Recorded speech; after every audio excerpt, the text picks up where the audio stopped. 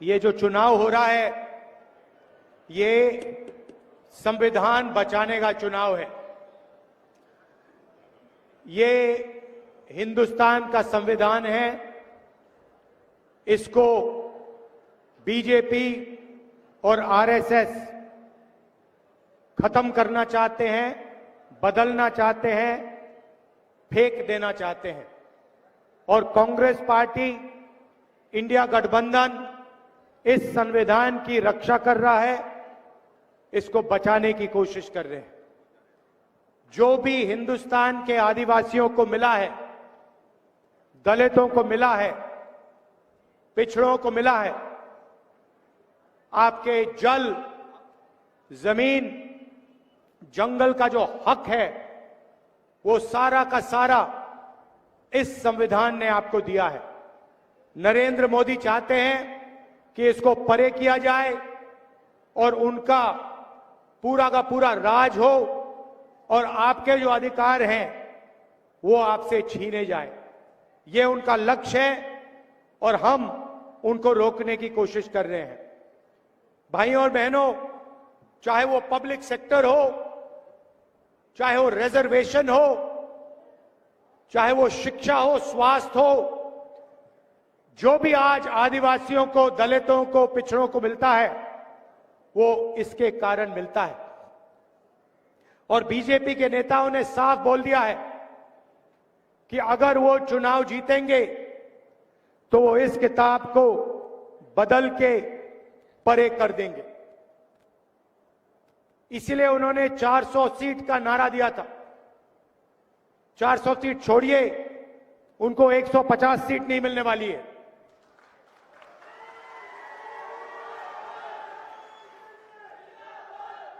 उनके अलग अलग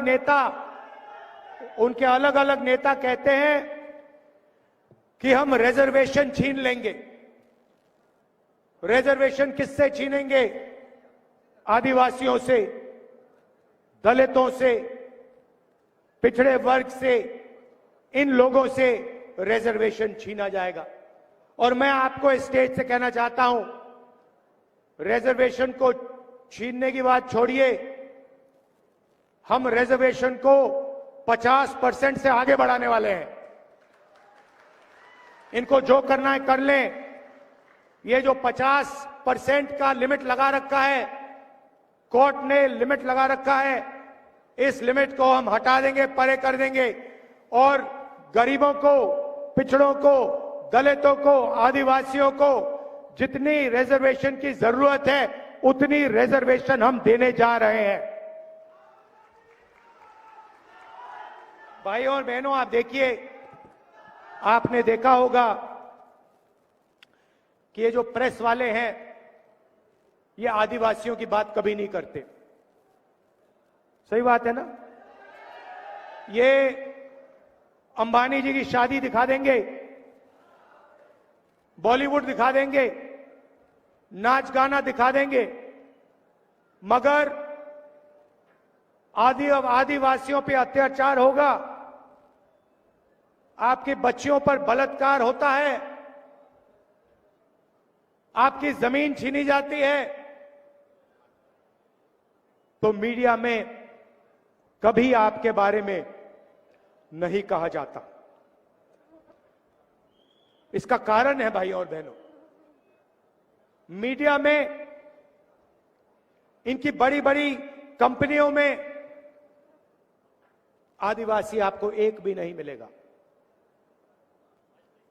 एक एंकर, एक पत्रकार आपको आदिवासी वर्ग का, दलित वर्ग का, पिछड़े वर्ग का नहीं मिल सकता, है ही नहीं।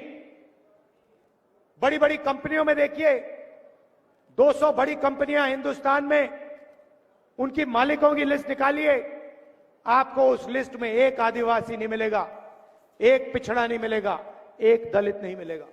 ये देश की सच्चाई है। और जो आपका है उसको भी ये लोग छीनने की कोशिश करते हैं। हम आपको आदिवासी कहते हैं। आदिवासी का मतलब हिंदुस्तान के इस जमीन के पहले मालिक। अगर आप इस जमीन के, इस जंगल के पहले मालिक हो, अगर हम आपको आदिवासी कहते हैं, तो उस जंगल का, जमीन का अधिकार सबसे पहले आपको मिलना चाहिए। हमने आपको जमीन अधिकरण बिल दिया, फॉरेस्ट राइट एक्ट दिया, पेसा कानून दिया, और जो भी हम करते हैं आपके लिए, आपके हक के लिए, जैसे इनकी सरकार आती है उसको रिवर्स कर देते हैं, उल्टा कर देते हैं। भाइयों और बहनों, हिंदुस्तान की सरकार को 90 लोग चलाते हैं, आईएएस अफसर हैं, पूरा का पूरा बजट वो बांटते हैं। 90 में से आप जानते हो आदिवासी वर्ग के कितने अफसर हैं?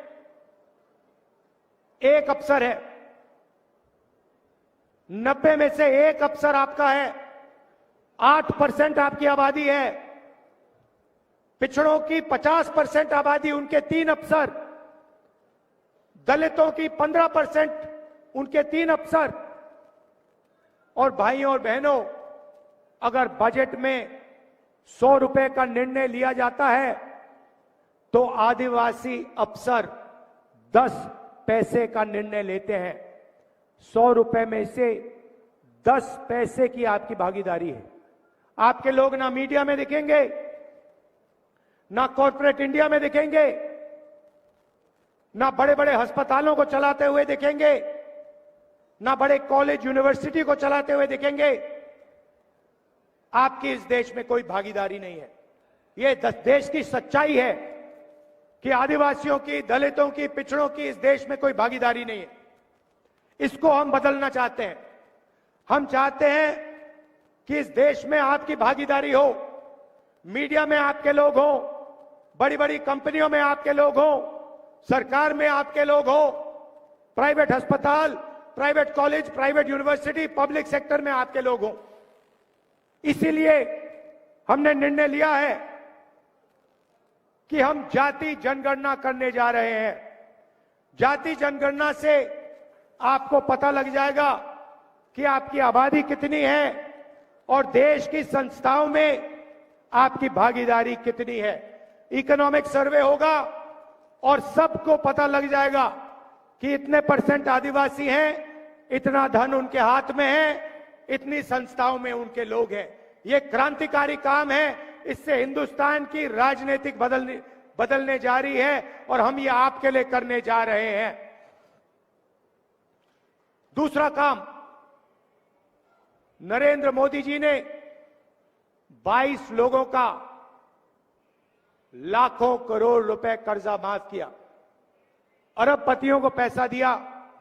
हमने मन बना लिया है कि अगर वो अरबपतियों को पैसा दे सकते हैं तो हम दलितों को, आदिवासियों को, पिछड़ों को, गरीब जनरल कास्ट के लोगों को पैसा दे सकते हैं।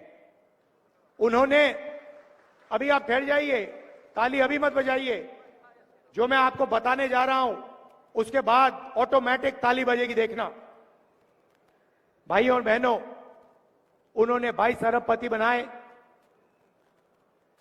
हम करोड़ों लाखपति बनाने जा रहे हैं। महालक्ष्मी योजना, हिंदुस्तान के सारे गरीब परिवारों की लिस्ट बनेगी। हर गरीब परिवार में से एक महिला चुनी जाएगी। आदिवासी परिवार, दलित परिवार, पिछड़ों के परिवार, किसानों के, मजदूरों के, गरीब जनरल कास्ट के परिवार, हर परिवार में से एक महिला का नाम चुना जाएगा और उस महिला के बैंक अकाउंट में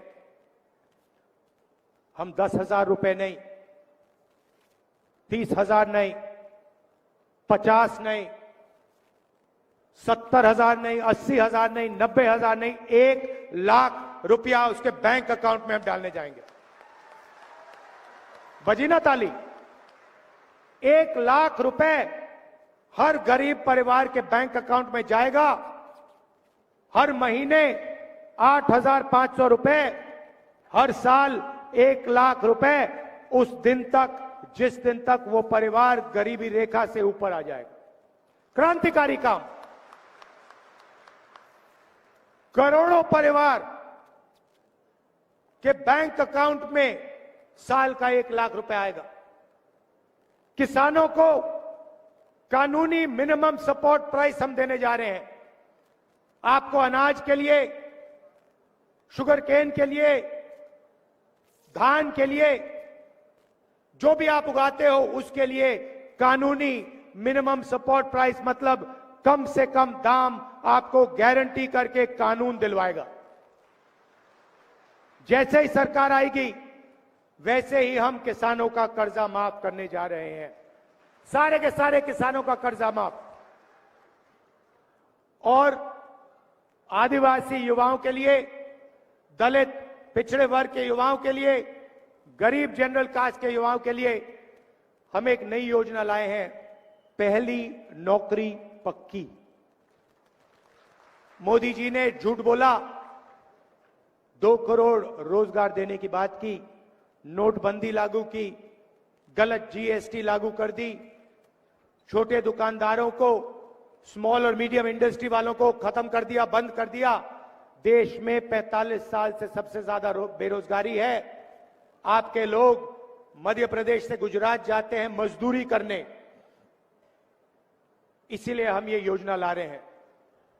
पहली नौकरी पक्की का मतलब, जैसे अमीर घर के बच्चे 1 साल की नौकरी लेते हैं, उसमें उनकी ट्रेनिंग होती है, पैसा मिलता है, वैसे ही हम हिंदुस्तान के सारे ग्रेजुएट्स को, कॉलेज और यूनिवर्सिटी के ग्रेजुएट्स को, डिप्लोमा होल्डर्स को 1 साल की नौकरी का अधिकार देने जा रहे हैं। 1 साल की नौकरी मिलेगी, ट्रेनिंग मिलेगी और 1 साल के 1 लाख रुपए हर युवा के बैंक अकाउंट में हम डाल देंगे, 8,500 रुपए महीने के। भाइयों और बहनों, मैं जानता हूं आप मनरेगा में यहां पे काम करते हो, 250 रुपए आपको मिलते हैं। चुनाव के एकदम बाद 400 रुपए आपको मनरेगा के लिए मिलने जा रहे हैं। और आशा और आंगनवाड़ी की जो महिलाएं हैं, उनकी आमदनी हम दुगनी करने जा रहे हैं। तो ये हमारी गारंटियां हैं, इससे आपकी जिंदगी बदल जाएगी। घर में पैसा आएगा। सोचो, 1 लाख रुपए आदिवासी महिलाओं के बैंक अकाउंट में जाएगा। जितना पैसा नरेंद्र मोदी ने 22 अरबपतियों को दिया है, उतना पैसा हम गरीब किसान मजदूरों को देने जा रहे हैं। भाइयों और बहनों, मैंने आपसे कहा हम आदिवासी कहलाते हैं, वो आपको वनवासी कहलाते हैं। वनवासी का मतलब वो लोग जो जंगल में रहते हैं। आपने देखा होगा, बीजेपी के नेता ने एक आदिवासी युवा पर पेशाब किया, उसका वीडियो बनाया और पूरे हिंदुस्तान में उस वीडियो को दिखाया। और आप जानते हो, यहां भूरिया जी के खिलाफ जो लड़ रहे हैं, उनके रिश्तेदार ने एक आदिवासी बिटिया का बलात्कार किया है। आप इनकी सोच समझते हो? ये चाहते हैं कि आप आगे ना बढ़ो, ये चाहते हैं कि आपके बच्चे इंजीनियर, डॉक्टर, लॉयर ना बने, ये आपकी जमीन छीनना चाहते हैं, संविधान छीनना चाहते हैं, रिजर्वेशन लेना चाहते हैं। इनको रोकना है, एक साथ हमें लड़ना है, संविधान को बचाना है। आपकी जमीन, आपकी जंगल, आपका जंगल और आपका जल, इन सब चीजों की रक्षा करनी है। मैं जानता हूं कि यहां आप भूरिया जी को पूरा समर्थन देंगे और भारी बहुमत से उनको आप जिताने का काम करेंगे। मैं आपका दिल से धन्यवाद करता हूं।